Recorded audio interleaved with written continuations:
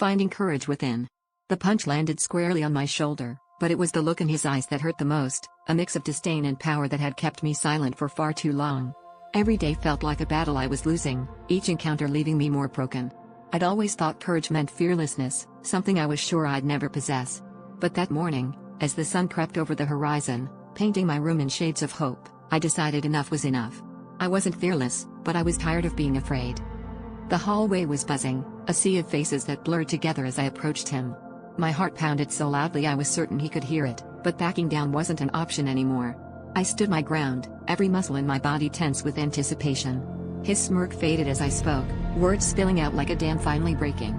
I told him how his actions had affected me, how his bullying had carved scars that ran deeper than any physical bruise.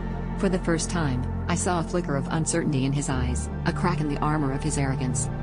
It wasn't magic, and it didn't change overnight, but that confrontation marked the beginning of a new chapter. I discovered that courage isn't about being unafraid, it's about standing up despite the fear. Each day after grew a little easier, the shadows that once loomed over me shrinking as I learned to assert myself and seek allies. My bully's power diminished, not because he changed, but because I did. I realized that fear is a part of life, but it doesn't have to define it. Looking back, it's clear that moment taught me more than just standing up to a bully. It taught me that real strength comes from confronting what terrifies us the most and finding a way to rise above it.